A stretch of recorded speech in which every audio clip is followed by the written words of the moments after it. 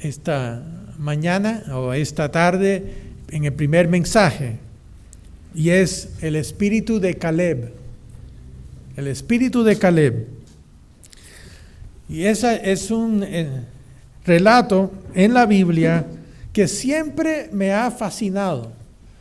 ¿Por qué Dios dijo que Caleb y Josué tenían otro espíritu que esos otros 10 espías, y que Dios alabó tanto? Mi siervo Caleb. Y después incluyó a Josué. Dice, porque tiene un espíritu diferente. ¿Y por qué tanta diferencia? ¿Por qué Dios alabó tanto ese espíritu de Caleb y no de los otros espías que estaban allí? Hizo una tremenda diferencia en la vida de Caleb, hizo una tremenda diferencia en el resultado final, que Josué y Caleb fueron los únicos dos de esa generación que entraron en la tierra prometida. Noten en Números 14, versículo 24, Números 14, versículo 24, se los voy a leer, si no quieren ir allá ustedes. Dice, pero a mi siervo Caleb, por cuanto hubo en él otro espíritu, y decidió ir en pos de mí, yo le meteré en la tierra donde entró, y su descendencia la tendrá en posesión. Qué bella promesa, que Dios dijo, este es el tipo de ejemplo, esta es la persona que tiene el espíritu correcto para poder entrar en la tierra prometida. Y por analogía podemos decir que ese es el espíritu que Dios quiere que tengamos nosotros para poder entrar no en una tierra física, sino en el reino de Dios. No una tierra de Canaán, sino cuando Cristo viene, se va a establecer el reino de Dios. Y los que tienen el espíritu de Caleb, hombres y mujeres, van a entrar en el reino y van a ser bendecidos en esta vida y en la siguiente también. Ahora, ¿cómo podemos tener ese espíritu de Caleb? En este mensaje vamos a repasar la historia y al final vamos a tener la respuesta completa. Entonces van a tener que escuchar si quieren saber la respuesta, porque no se lo voy a dar del principio. De ¿qué es ese espíritu de Caleb? Empecemos entonces en la historia para recoger las pistas que nos da la Biblia sobre ese espíritu de Caleb. Noten en Números capítulo 13, y obviamente que esto es muy apropiado porque la fiesta de Pentecostés mañana tiene que ver con el espíritu que Dios nos entrega. En Números 13, vamos a empezar en el primer versículo. Dice, y el Eterno habló a Moisés diciendo, envía tú hombres que reconozcan la tierra de Canaán, la cual yo doy a los hijos de Israel. De cada tribu de sus padres enviaréis un varón, cada uno príncipe entre ellos. Escoge 12 hombres que son líderes entre sus diferentes tribus. Y aquí podemos ver, dice, Moisés los envió desde el desierto de Parán conforme a la palabra del Eterno. Y todos aquellos varones eran príncipes de los hijos de Israel.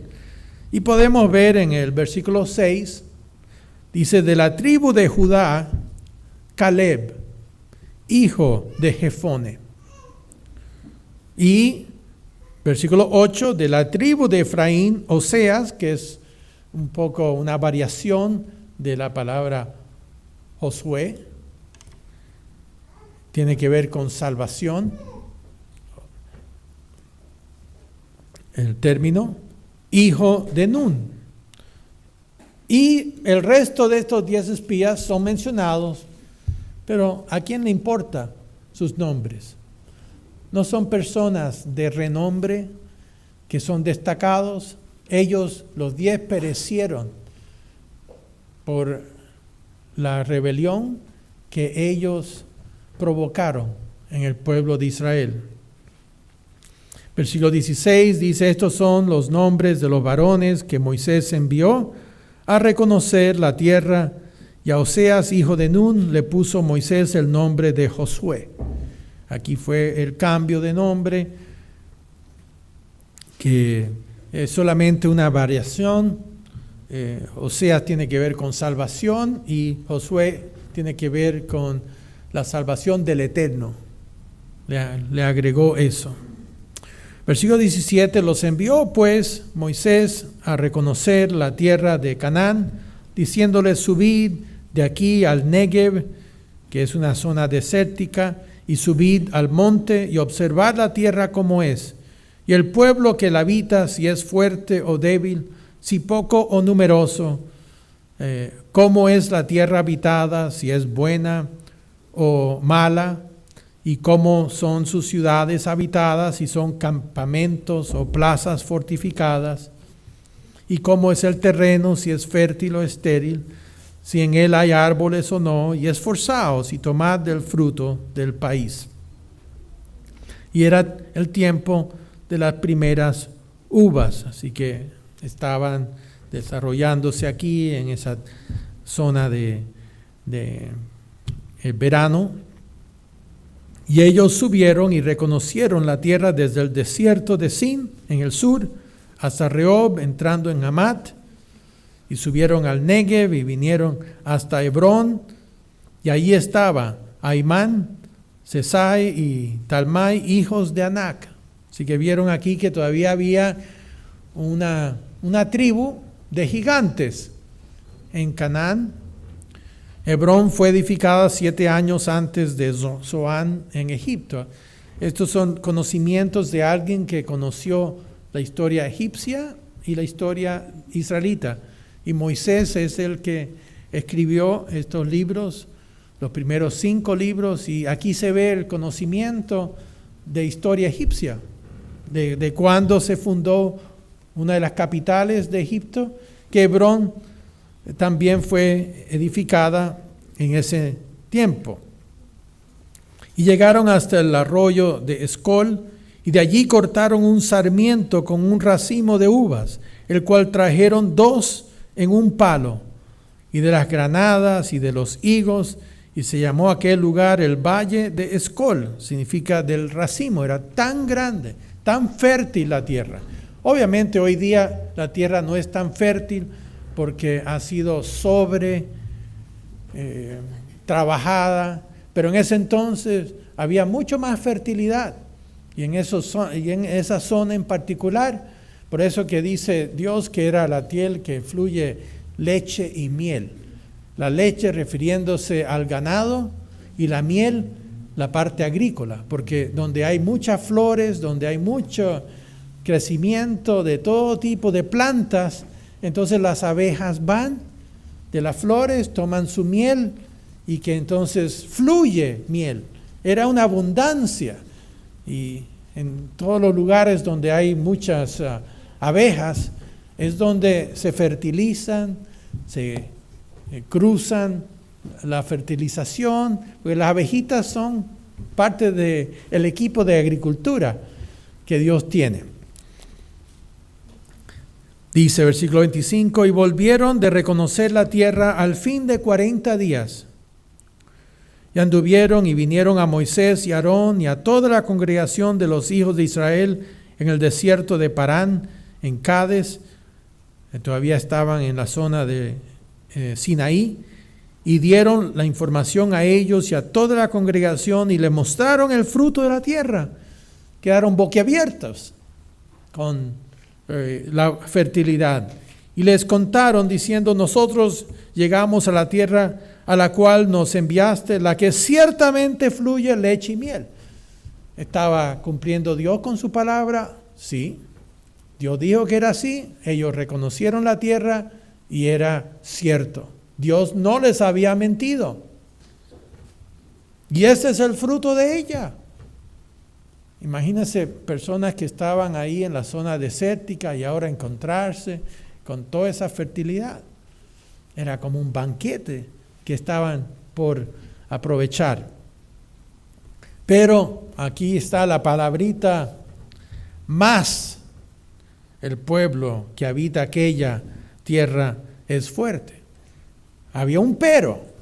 Es cierto lo que Dios dice, pero el pueblo es fuerte y las ciudades muy grandes y fortificadas. Y también vimos allí a los hijos de Anac. Esto es equivalente a ver a estos basquetbolistas del NBA. Más de 2 metros de altura.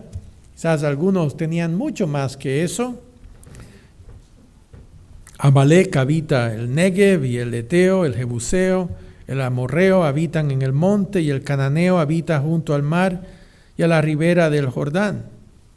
Entonces Caleb hizo callar al pueblo delante de Moisés y dijo: subamos luego y tomemos posesión de ella, porque más podremos nosotros que ellos. Caleb contradijo lo que estos 10 espías habían dicho, que bueno, sí, es la tierra muy buena, pero son demasiado fuertes y la ciudad es mucho y nosotros no somos capaces. Ellos vieron lo mismo que Caleb, pero Caleb estaba mirándolo, tomando a Dios en cuenta. Y ellos no lo vieron tomando a Dios en cuenta. Y Caleb tenía otro espíritu. Confiaba en Dios, que con Dios todo es posible y que Dios les había prometido esa tierra. Y él no se amedrentó. Y déjenme contarles 2 puntos en contra de Caleb. El primero era el nombre. ¿Saben lo que significa Caleb? Significa perro. Lo llamaban perro. No sé si la mamá lo llamaba perrito o cachorro, pero el hecho es de que el nombre significa perro. Y sus antepasados eran edomitas. Por ahí alguien se había casado dentro de la tribu de Judá y fue incorporado. Pero si leen después aquí Génesis 36, 11 y 15, habla de que Caleb era el ceneseo de Cenez, que era de las tribus de los edomitas, no eran israelitas. Así que él fue incorporado de un grupo y familias fuera de Israel. Y sin embargo, era Caleb el que tenía el espíritu israelita verdadero. Y por eso Dios lo alabó. Entonces, tenía 2 cosas. Uno era su nombre, no era el nombre más bonito, no tenía nada que ver con Dios. Quizás como todavía tenían algo de edomitas, por algo lo llamó nombre de perro.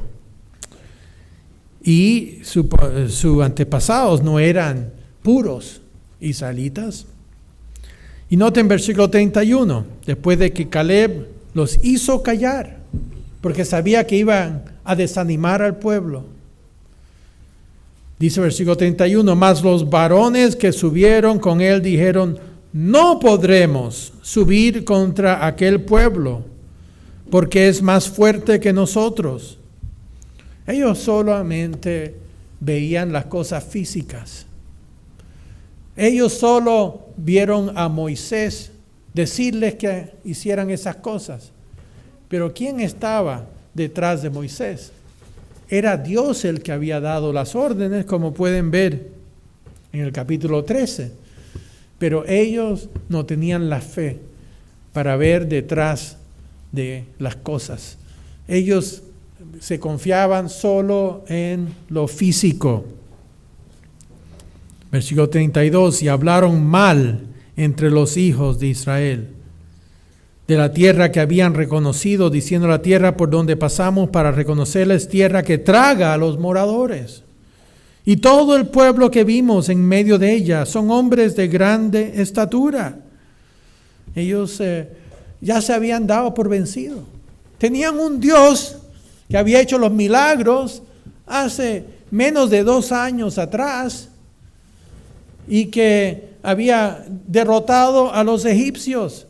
Estos hombres habían cruzado por el Mar Rojo, habían visto los peces ahí en los muros que Dios detuvo, las aguas, vieron todas las plagas que cayeron sobre los egipcios, estaban comiendo maná todos los días, y en el tabernáculo, cada vez que se levantaba el tabernáculo y se movía, y ahí en el techo del tabernáculo había un hoyo, y por ahí pasaba la nube en el día y el fuego de la noche, y no había leña que estaba creando eso. Eso no estaba siendo generado por nada físico, pero a pesar de eso, solo veían lo físico y se dejaron atemorizar y acobardar al respecto. A veces nos acobardamos con las pruebas.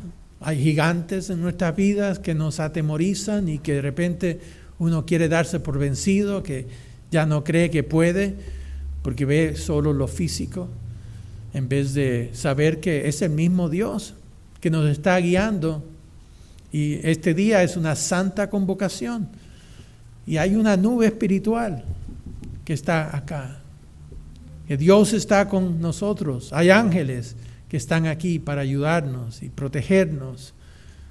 Entonces hay que ver lo que es a través de la fe que les faltó a ellos. Hay 2 palabras que quiero que se acuerden. Una es una palabra que se llama poliana.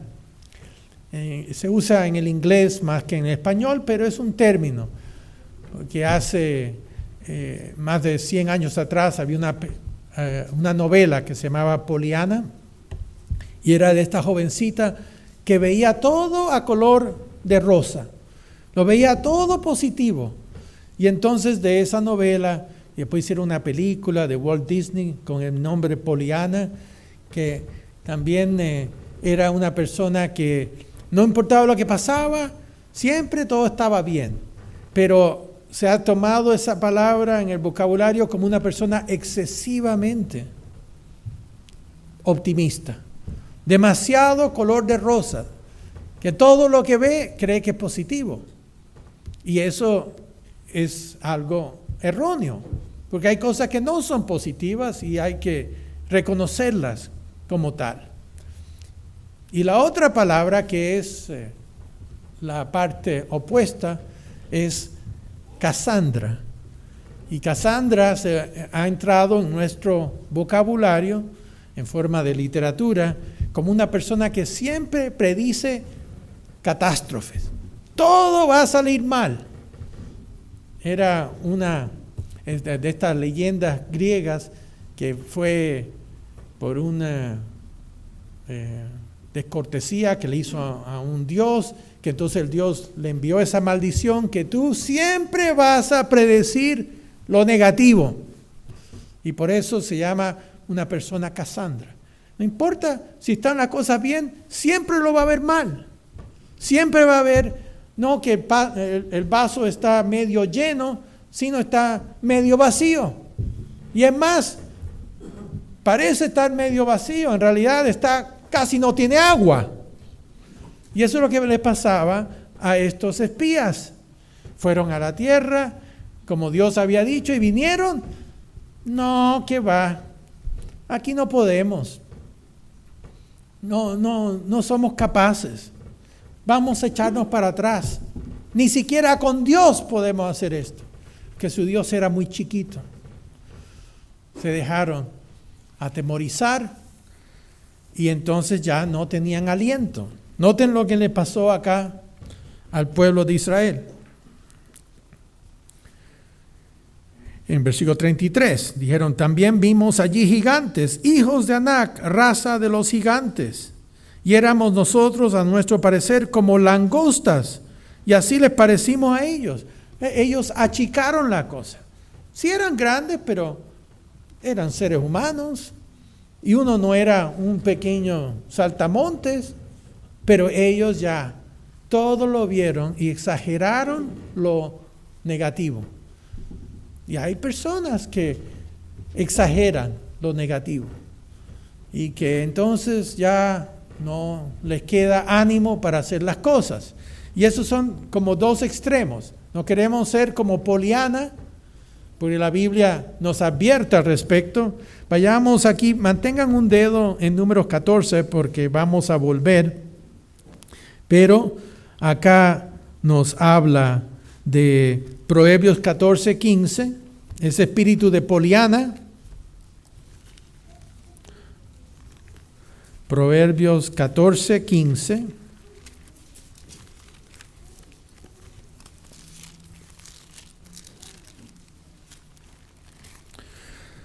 Dice, el simple todo lo cree, mas el avisado mira bien sus pasos. Después sigue, el sabio teme y se aparta del mal, mas el insensato o el sobreconfiado se muestra insolente y confiado. Entonces, la Biblia nos habla de que tenemos que ser realistas, pero realistas positivos. Igual que Caleb, él vio que habían gigantes, él vio que habían ciudades amuralladas, él vio que había estos hijos de Anac, pero él dijo, mire, si ya nos enfrentamos con los egipcios, que eran más poderosos, el faraón tenía un imperio mucho más poderoso, y Dios los derrotó a todos. Estos son pequeños en comparación con lo que enfrentamos con los egipcios. Era igual la analogía del pequeño David, pequeño en estatura, pero enorme en fe y esa confianza en Dios. Y cuando David vio a Goliat, él no dijo, ay, sí me parezco como una langosta. Cuando lo vio, dice, mi Dios te va a derrotar a ti. Y fue el valor de David y la fe de David que hizo que Goliat no pareciera tan importante. Y lo derrotó. Entonces vemos esos ejemplos. Y aquí nos habla de que el simple todo lo cree, mas el avisado mira bien sus pasos. Ellos no dijeron, Caleb y Josué, no hay. Yo no vi ningunos gigantes ahí, porque todo era color de rosa. Hay gente que ignora la realidad, y eso es muy peligroso. Pero otra cosa es exagerar los problemas. Entonces, uno no quiere ser un Poliana, que es sobreconfiado y se mete en cosas que no son prudentes, pero tampoco quiere ser esa Casandra, que todo va a salir mal. Mire, el espíritu de Casandra se encuentra, bueno, vamos a ver un proverbio más del espíritu de Poliana. Proverbio 27:14, si quieren deletrearlo, es P-O-L-L-Y-A-N-A. Eso lo pueden ver en el internet después. Proverbios 27:14. Dice, el que bendice a su amigo en alta voz, madrugando de mañana, por maldición se le contará. Poliana, ¡ay, qué hermoso el día! Y la persona está recién despertada y ya están gritando a voz alta que le encanta cantar al lado del pobre que está recuperándose del cansancio. Hay momentos que es imprudente ser tan optimista y cantar en voz alta a la persona. Eso es lo que hacen en sus matrimonios cuando la persona está tratando de dormir y despierta, mi querido, que mira, hermoso, los pájaros están todos cantando. Y la otra persona solamente quiere meterle la almohada por la boca. Pero hay momentos que es imprudente no estar fuera de tono. En la mañana, denle un poco de tiempo a la persona a recuperarse. Y hemos visto personas que dicen las cosas más insólitas en el momento más desatinado que hay.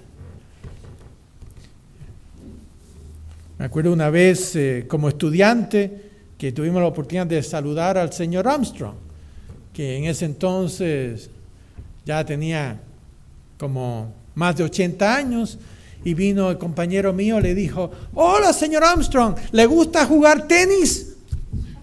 El señor Armstrong lo miró y le dijo, bueno, hace muchos años atrás, cuando era joven, pero ¿para qué preguntarle a un señor de 80 años si juega tenis? Pero son así, él pensaba que el señor Armstrong todavía era un hombre que podía hacer todas las cosas. Entonces también imprudencia. Hay que tener cuidado para no decir las cosas equivocadas. Ahora, veamos el espíritu de Casandra. En Eclesiastés, aquí pasemos al siguiente libro, Eclesiastés 11:4. Esta persona no hace las cosas porque siempre cree que va a venir algo, una desgracia. Y dice versículo 4, el que al viento observa no sembrará, y el que mira las nubes no segará. Entonces no se deje paralizar por la incertidumbre de las cosas. Uno dice, no, es que no puedo ir al trabajo hoy día porque puede caer una tormenta, o quizás me van a atropellar, o quizás voy a pasar por otro tipo de desgracia. Entonces siempre hay excusas. Dice el que viento observa, el agricultor no puede esperar un día perfecto para ir a sembrar su semilla. A veces va a estar lloviendo, quizás va a estar haciendo frío. Igual hay que hacer las cosas. No hay que estar como esa Casandra diciendo, ay no, mejor no salir de la cama porque van a salir las cosas mal. Ahí en Proverbios habla del perezoso que dice que hay un león por las calles. No, que aquí sería el equivalente que, bueno, me van a asaltar. No, mejor no salir. Entonces uno se paraliza, deja que sus temores infundados lo paralicen a uno. Pero vemos aquí en Números 14, volviendo, que Caleb no era así. Caleb y Josué eran realistas, positivos, optimistas, y dieron un informe positivo. Tenían al Dios Todopoderoso que les había prometido esa tierra y que ya habían visto suficientes milagros. No era como algo que era una teoría, que solamente lo tenían en su mente. Habían visto los hechos. ¿Cuántos milagros había hecho Dios? Ellos tenían esa fe. Veamos entonces en el capítulo 14 que continúa este relato. ¿Cuál fue el informe que aceptaron los israelitas? Versículo 1 dice, entonces toda la congregación gritó y dio voces y el pueblo lloró aquella noche. Se dejaron asustar por las noticias y se quejaron contra Moisés y contra Aarón todos los hijos de Israel, y les dijo toda la multitud, Ojalá muriéramos en la tierra de Egipto o en este desierto, ojalá muriéramos. Completamente carentes de fe. No pusieron a Dios, no lo tomaron en cuenta para nada. El ser humano, por eso es que en cualquier tipo de trabajo buscan las personas que sean valientes, positivas. Porque en un equipo de fútbol, si uno se amedrenta, ay no, es que no puedo, son más que nosotros. Con eso cunde el pánico y empiezan todos ya a debilitarse. Por eso necesitan siempre tener personas que no se dejan amedrentar fácilmente. Siguiendo acá dice, versículo 3, ¿y por qué nos trae el Eterno a esta tierra para caer a espada? Eso no fue lo que Dios dijo. Él dijo que iba a estar con ellos, que iban a heredar esa tierra. Y dice que nuestras mujeres y nuestros niños sean por presa. Vamos a quedar todos nosotros eliminados y van a quedar puras viudas y huérfanos. Mire qué insulto ante Dios. Dice, ¿no sería mejor volvernos a Egipto? Que Dios dijo, nunca digan que quieren volver, porque es el equivalente a decir, yo quiero volver al mundo. Yo quiero volver porque no las puedo. No puedo seguir en este camino. Me falta la fe. Mejor hacer las paces con el diablo, que él me bendiga en el mundo y ahí me va a ir más fácil y mejor. Porque como leímos anteriormente que Pablo dijo que a través de muchas tribulaciones entraremos en el reino. Ellos iban a tener esas tribulaciones. De hecho, Dios dejó a ese pueblo de Canaán ahí para ver qué había en el corazón de ellos. Ya había hecho tantos milagros. ¿Confiarían en Dios esta vez?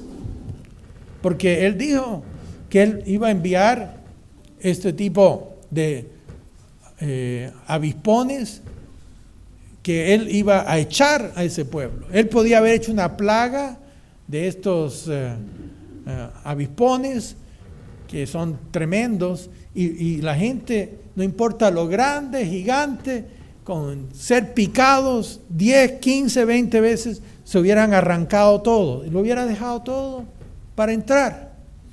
Pero Él dijo, no, todavía no. Quiero ver si se lo merecen o no.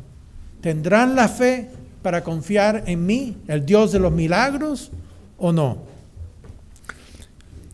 Siguiendo aquí versículo 4, y decían el uno al otro, designemos un capitán, echemos a este Moisés y volvámonos a Egipto. Y entonces Moisés y Aarón se postraron sobre sus rostros delante de toda la multitud de la congregación de los hijos de Israel, porque ellos empezaron a orar, por favor Dios, no los destruyas por esa rebelión, esa falta de fe. Y Josué, hijo de Nun, y Caleb, hijo de Jefone, que eran de los que habían reconocido la tierra, rompieron sus vestidos, que es una señal de gran angustia, de gran dolor. Hoy día, cuando hay una desgracia, a veces las personas también se rajan las vestimentas, hacen cualquier cosa por el luto que sienten. Y así es como se sentían ellos. Y hablaron Josué y Caleb a toda la congregación de los hijos de Israel, diciendo, la tierra por donde pasamos para reconocerla es tierra en gran manera buena. Le recordaron los elementos positivos. Ellos no estaban hablando de los enemigos. Dios se iba a encargar. Pero una tierra vale la pena. No hemos llegado aquí en vano.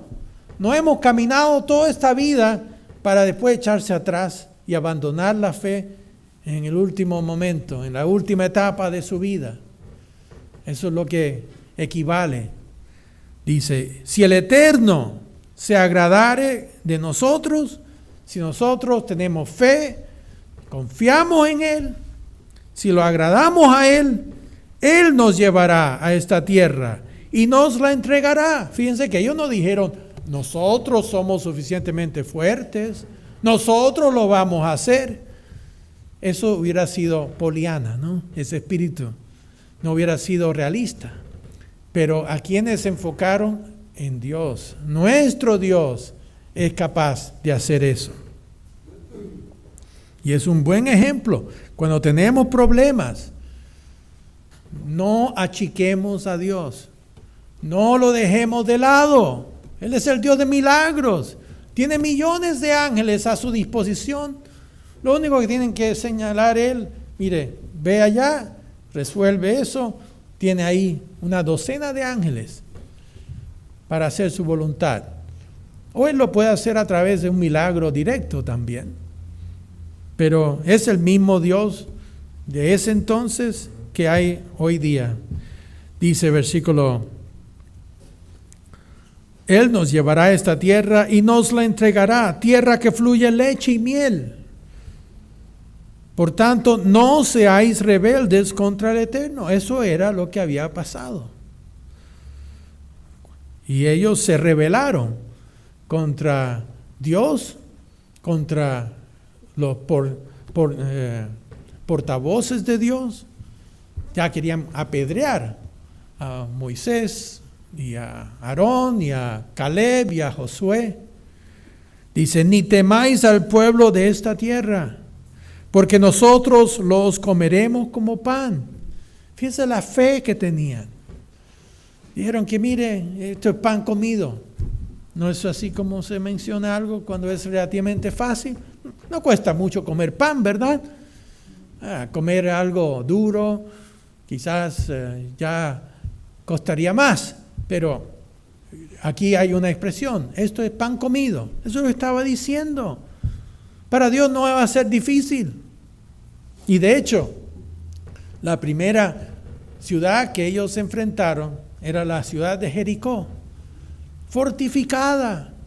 Y sabe que en esa intervención que Dios hizo que se cayeran los muros milagrosamente, dice, no murió un israelita y todo el pueblo de Canaán fueron destruidos.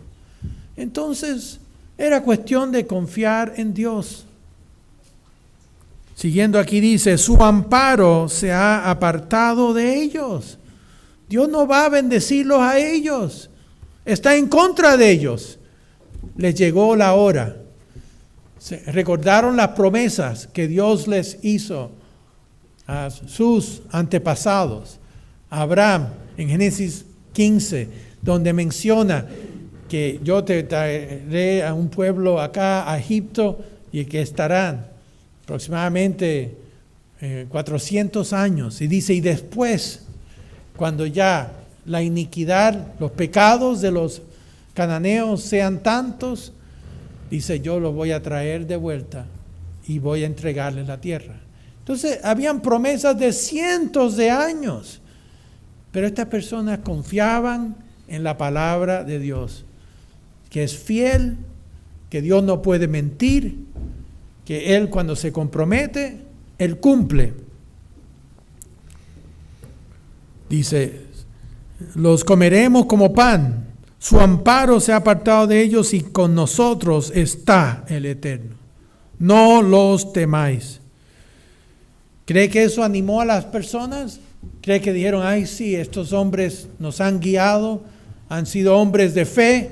No, ya ellos estaban completamente negativos. No les creían una palabra. Dice, entonces toda la multitud habló de apedrearlos.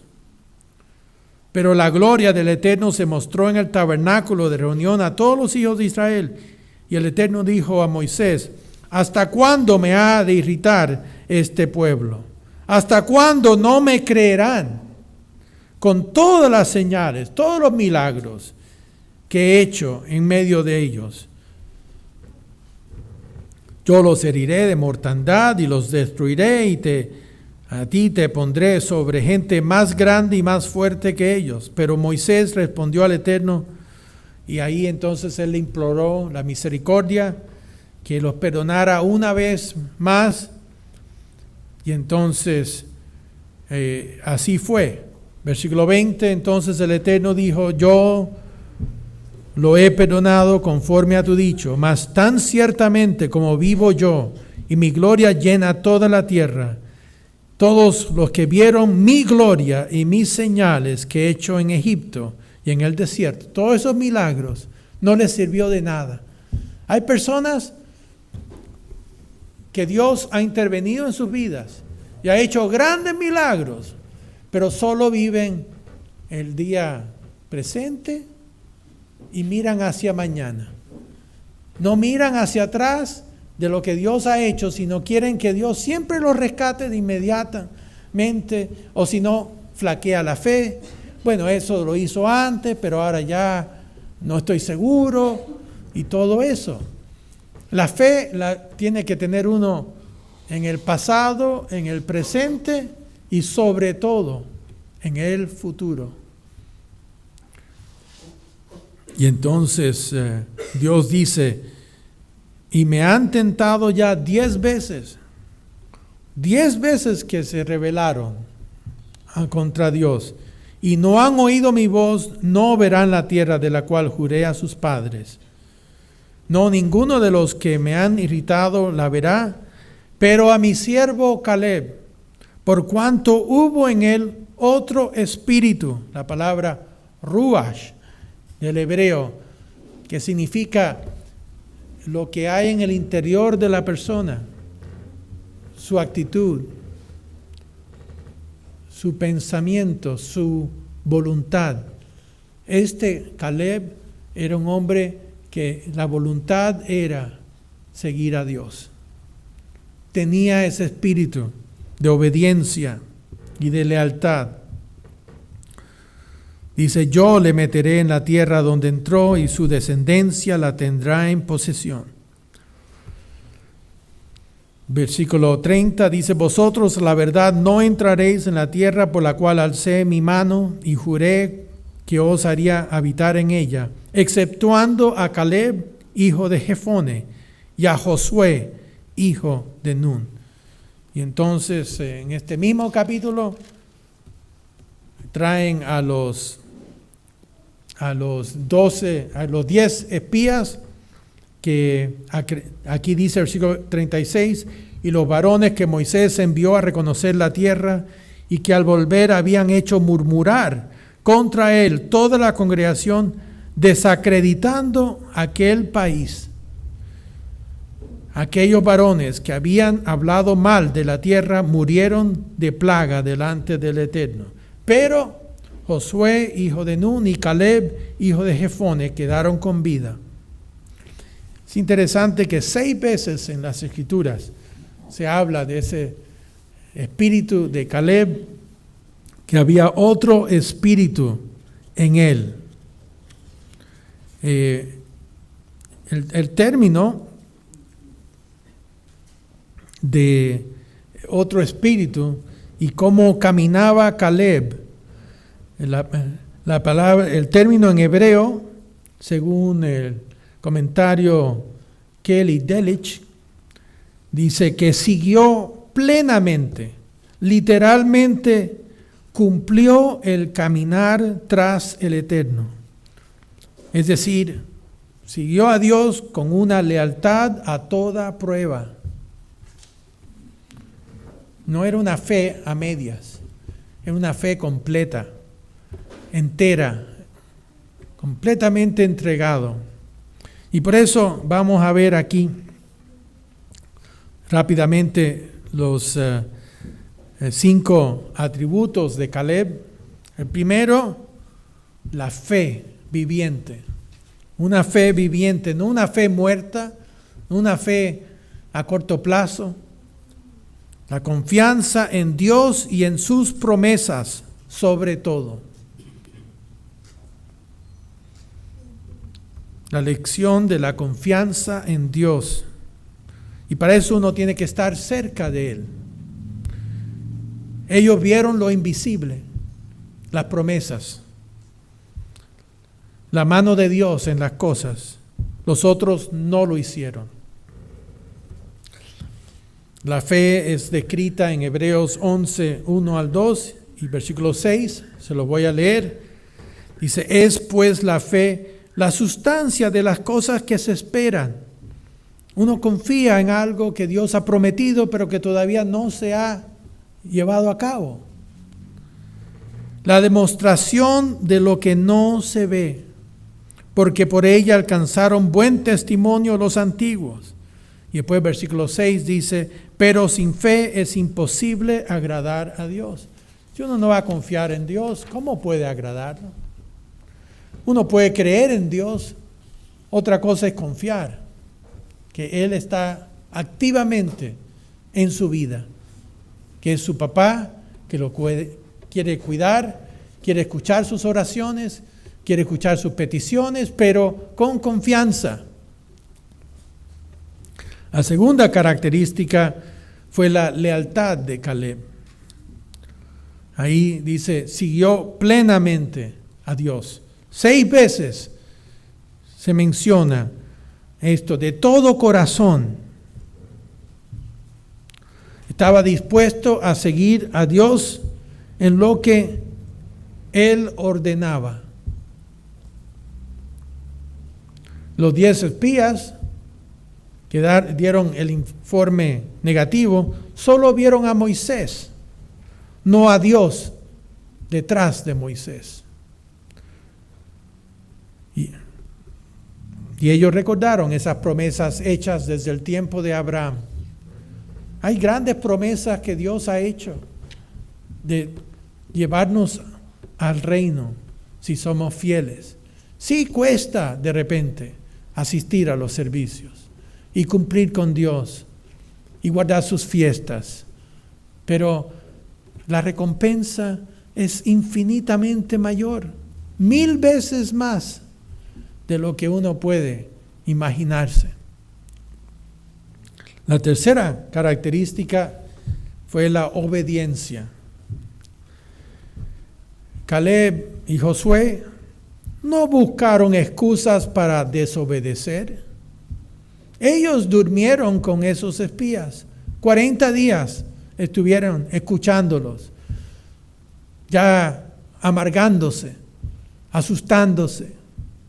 Y ellos no se dejaron influir por ellos. ¿Por qué?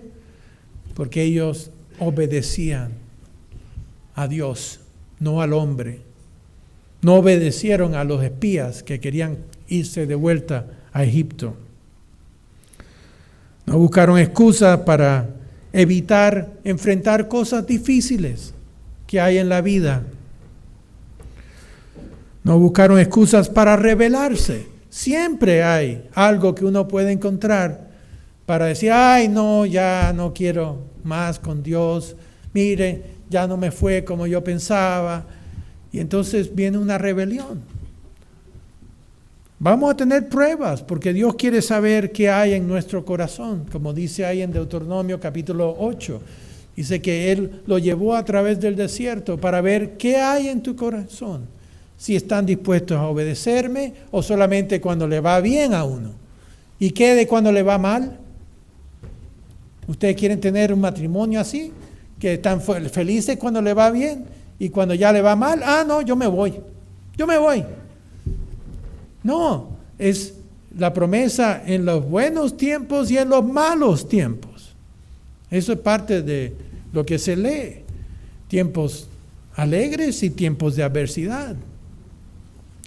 También tenemos un pacto con Dios. Somos la novia de Cristo.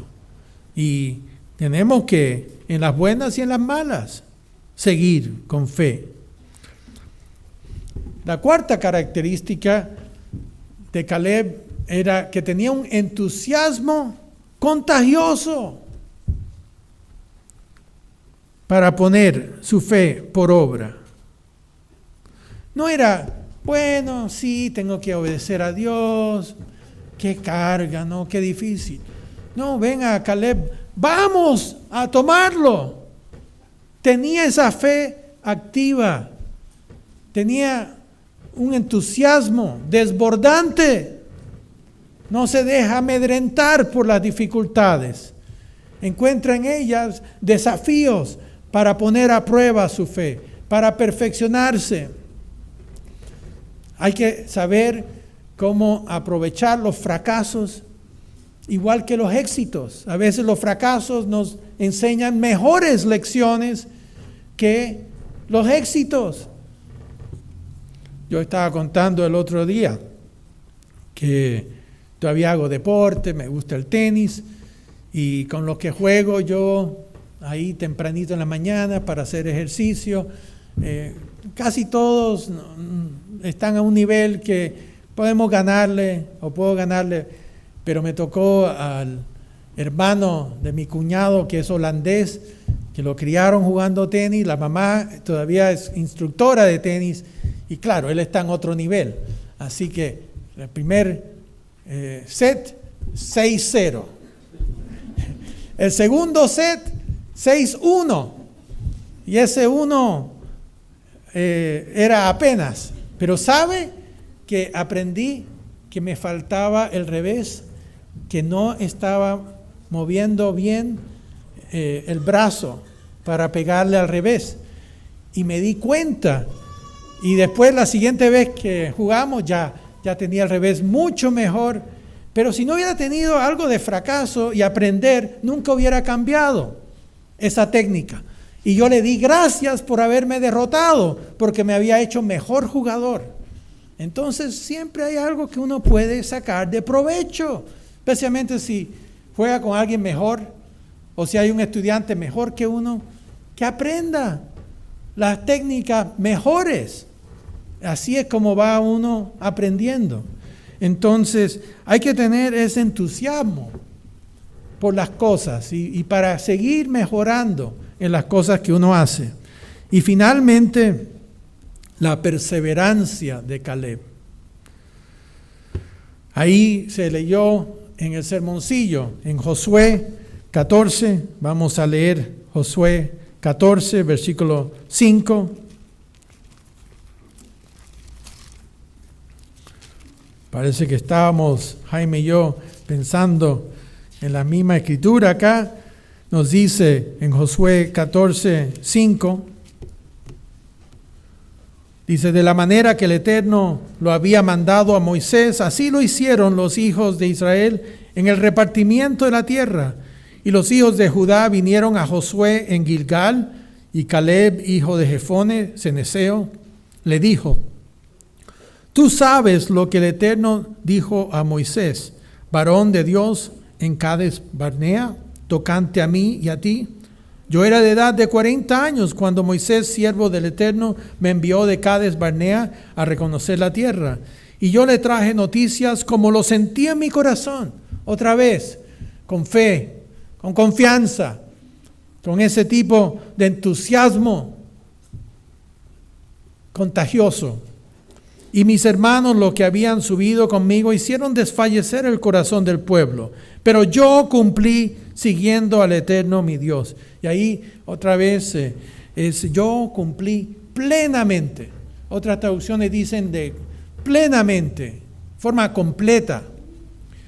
Entonces Moisés juró diciendo, ciertamente la tierra que oyó tu pie será para ti y para los hijos en herencia perpetua, por cuanto cumpliste siguiendo al Eterno mi Dios. Otra vez la traducción debería decir, cumpliste plenamente. Ahora bien, el Eterno me ha hecho vivir, como él dijo, estos 45 años, desde el tiempo que el Eterno habló estas palabras a Moisés, cuando Israel andaba por el desierto. Y ahora, he aquí, yo soy de edad de 85 años. Todavía estoy tan fuerte como el día que el Eterno, que Moisés me envió. ¿Cuál era mi fuerza entonces? Tal es ahora mi fuerza para la guerra y para salir y para entrar. Entonces aquí ya estuvieron 40 años en el desierto, entraron en la tierra y ya se había llevado a cabo la conquista en esos 5 años. Pero Caleb aún no había heredado lo prometido. Fíjense la paciencia. 40 años luchando con un pueblo murmurante, siempre ahí de espaldas, que no, que mire lo que le pasa a Moisés, mire lo que hizo acá, mire lo que hizo allá. Y después, esta siguiente generación, ya él era uno de los veteranos. Había luchado esos 5 años y siempre pensaba, ¿y cuándo me tocará mi herencia? Pero sabe, él no se rebeló. Llegó el momento. Y aquí él dice, versículo 12, dame pues ahora este monte del cual el Eterno habló aquel día, Hebrón, porque tú oíste en aquel día que los anaseos están allí y que hay ciudades grandes y fortificadas. Quizá el Eterno estará conmigo y los echaré como el Eterno ha dicho. Otra vez no había ese tipo de confianza alocada. Bueno, yo confío en Dios. Si Él está ahí conmigo, si yo le agrado, Él me ayudará. Esa es la fe, pero es una fe humilde, no una fe sobreconfiada o arrogante. Y Josué entonces le bendijo y dio a Caleb, hijo de Jefone, a Hebrón por heredad. Por tanto, Hebrón vino a ser heredad de Caleb, hijo de Jefone, ceneseo. Ahí está, ese ancestro de Edom. Dice, hasta hoy, por cuanto había seguido cumplidamente al eterno Dios de Israel. Y ahí después habla como se enfrentó a los gigantes, lo derrotó a todos. El tipo de fe y confianza que tuvo Caleb. Entonces, en resumen, la respuesta completa es que Caleb es uno de esos heme aquí, siervos, como lo hacía Abraham, lo decía Noé. Dios lo llamaba, desde que fueron llamados a ser parte de la fe, esos hombres siempre estaban al pie del cañón. Heme aquí, Señor. ¿Qué deseas que yo haga, Señor? No desconfían. Aquí estoy para hacer tu voluntad. Ese es el espíritu diferente que tenía Caleb. Y él lo hizo en trabajos pequeños y grandes. Era un hombre que si estaba con uno, estaba hablando de Dios. Estaba hablando de las cosas positivas de Dios, de la fe. Y Dios le dio fuerzas más allá de sus años, porque Dios tenía una promesa con Caleb y la iba a cumplir, porque si hubiera sido un viejito, no hubiera disfrutado de su herencia. Y después su hija, si leen más tarde de la hija de Caleb, ella dijo, papá, ¿sabe que hay unos arroyos acá? Y el esposo de ella no se atrevía a pedírselos. El esposo no tenía el espíritu de Caleb, pero la hija heredó ese espíritu y se enfrentó audazmente y el papá se le entregó.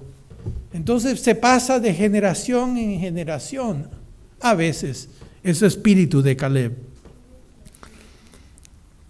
Es un espíritu de una fe viviente, de entusiasmo, de permanecer leal y perseverante. Y Dios nos ha prometido, como lo hizo con los israelitas acerca de la tierra prometida, a nosotros nos ha prometido ese reino venidero. Pero tenemos que ser fieles, tener ese espíritu correcto, la fe, la lealtad, la obediencia, ese entusiasmo y la perseverancia. Dios quiera que todos podamos desarrollar ese espíritu diferente, el espíritu que estuvo en Caleb.